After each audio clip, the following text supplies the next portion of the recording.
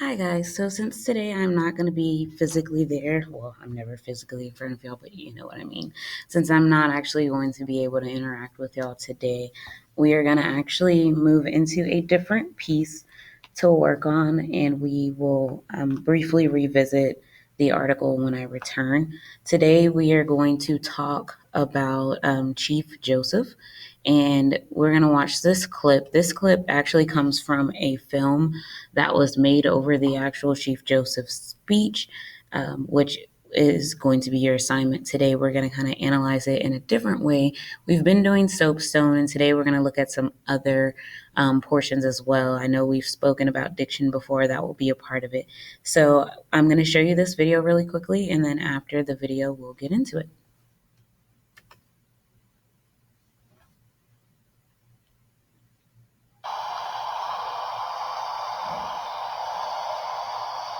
Here he comes.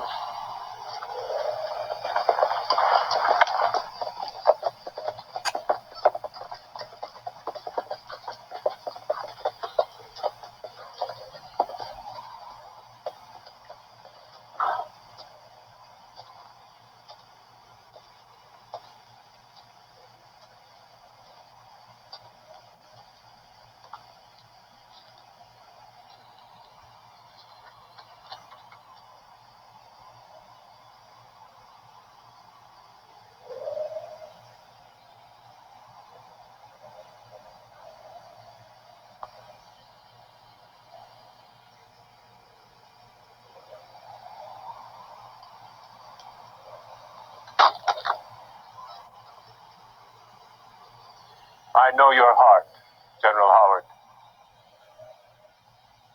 What you have said before, I have it in my heart. I am tired of fighting. Our chiefs are dead. He who led the young men, my brother,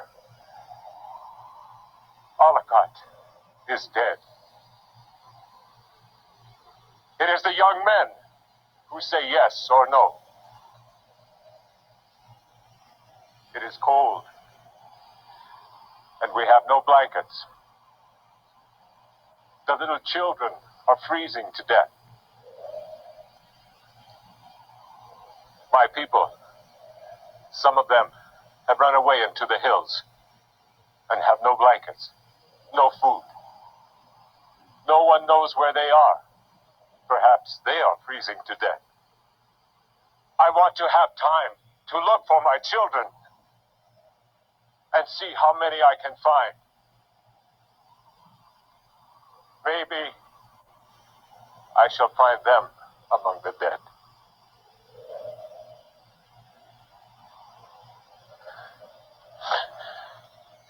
Hear me, my chiefs! I'm tired. My heart is sick and sad. From where the sun now stands, I will fight no more forever.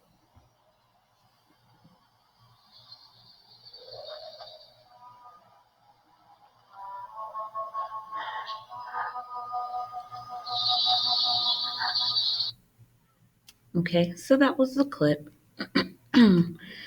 So when you open your assignment for today, you will see the speech with the actual Chief Joseph, not the actor.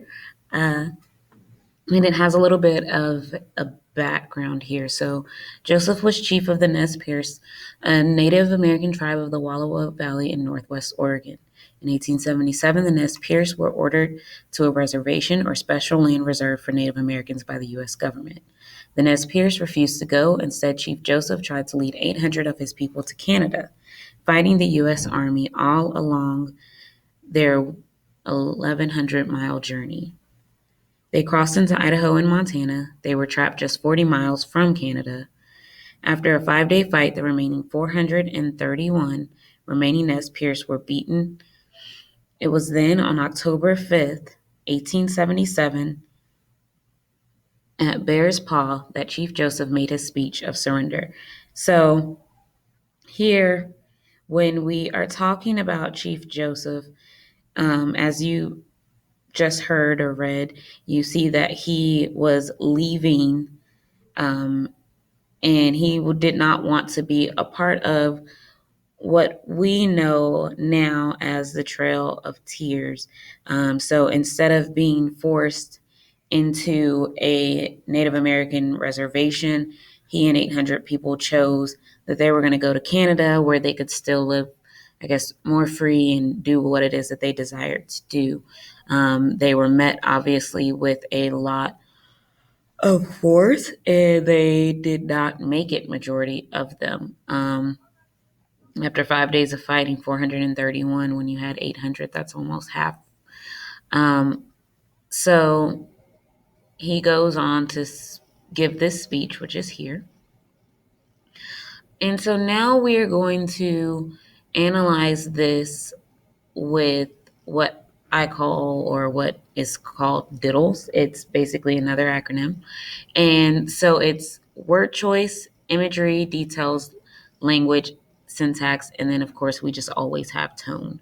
There are also some questions here at the end that you will be answering on your own. So when we look at things like diction, obviously the diction is always going to have some sort of an impact on the readers because it has to do with the appeals that we've been talking about, right? So let's look at this. Tell General Howard I know his heart. All right, heart, right? That could definitely be something that we put here, right? Because his heart definitely has an effect on the reader. What effect would hearing the word heart have on the reader, or in this case, the Army troops who are listening? Well, it's definitely pathos, right? There's definitely an appeal.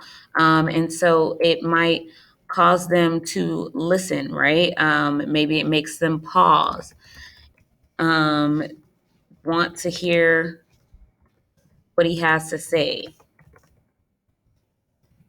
They may see him as more human, right?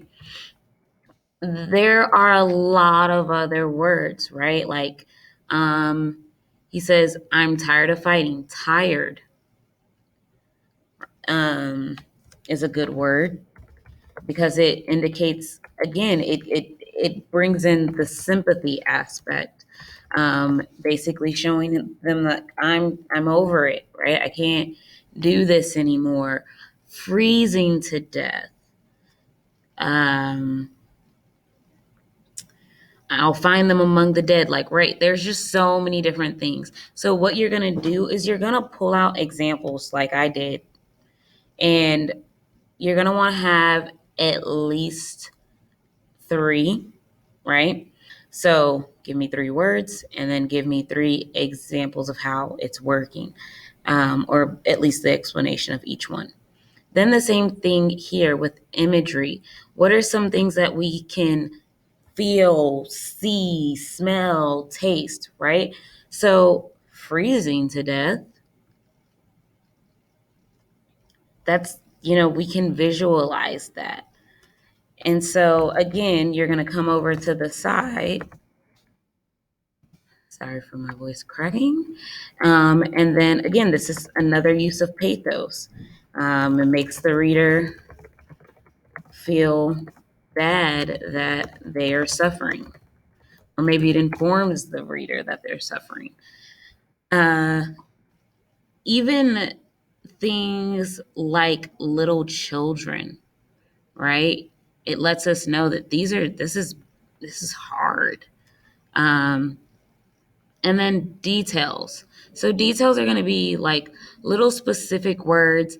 It's kind of similar to diction, but it can be phrases as well instead of just simple, just words. So like where he says, from where the sun now stands, I will fight no more forever. So that whole sentence just, it makes us know, like, in this moment, from this point forward, I have nothing else to say on this note other than I am done. I will fight no more forever. I don't have any fight left in me. Words like sick and sad, right? And it being that it's his heart specifically that is sick and sad. That lets us know, again, there's a lot of pathos in this, which it makes sense. Like he's maybe not necessarily trying to play the victim, but he's saying, hey, I'm over it. I'm so done. And then language. So any places where we see similes, metaphors, and personification. So this comes back because like the part where he says, the part where he says they're freezing to death, you know, um, the part where he says, I shall find them among the dead. Hear me, my chiefs. He's speaking to someone who's not there.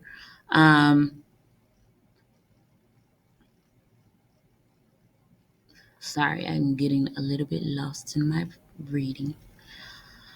So it basically, he has some places where he's using similes and metaphors, but it's more metaphor and personification. You're also going to want to look at the sentence structure. So, like, hear me, my chiefs. This is very brief, right? It's almost abrupt, right? So, an abrupt statement gets the reader's attention, right? It draws us in. And then, and so you want to look for things like that. How is he structuring these sentences? Like here, our chiefs are killed. Looking Glass is dead. Tahul Shoot is dead, right? So he's like listing things to let you know, like, this is ongoing. We're hurting in a lot of different ways because we're losing so many people. And then the tone. That part, I don't think I really have to explain. Give me some examples of things that you feel like are portraying his tone, and then explain it over here with the rhetorical device, which again, more than likely is pathos. I mean, you can say there's some logos because he's basically saying, like, look, we've lost all of these people. They're dead. Other people have run away to the hills, no blankets, no food. So he's kind of showing us that logically there's no more fight left to be had. But anyway, so that is what you'll be doing. You'll be completing this, and we'll review it next class, just like we'll be reviewing the other. But also make sure that you answer these questions. This last part is extra credit. And obviously, you're not turning it into Google Classroom. This is an old document. The one that you receive will be updated. So if you have any questions, any concerns, please feel free to email me in Schoology. Please, please, please. And that is all for today. Y'all have a great day.